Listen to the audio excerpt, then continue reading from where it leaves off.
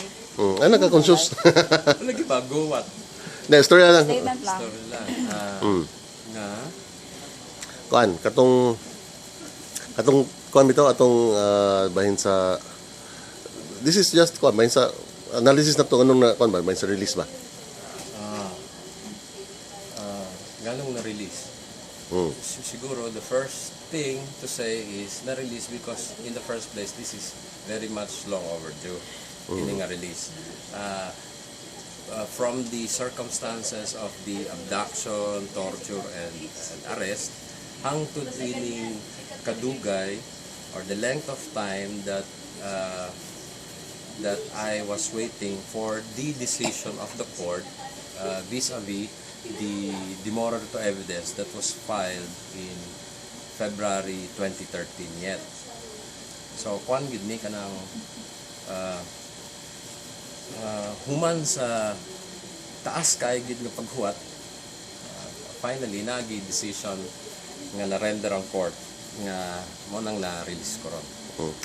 Katong time pag kuan mo. When did you first know nga na-release ka? What were you doing katong pagiging balita nga na-release ka? Your reaction? It?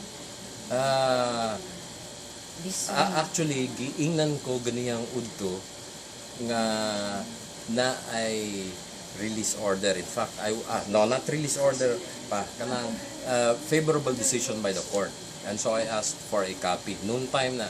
And then after So what were you doing then? kuan actually nag-soak na ko og akong mga labunon.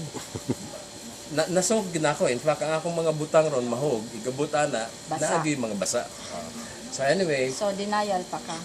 not denial, but Okay. knowing how the new normal works. Kuan gid na siya kanang wala ako mag-expect ngayon na nakapaspas. And then mga 3 o'clock ni abot ang release order from CPDRC. Wala pagyapon ko kapak adto. Kuan lang, akong mga butang wapagi tarong gyud. So kuan gyud. Ang ako ana is while I welcome this, pero kuan gyud kanang murag mixed feelings pa gyud na. Mixed feelings pa gyud. Okay. Ano?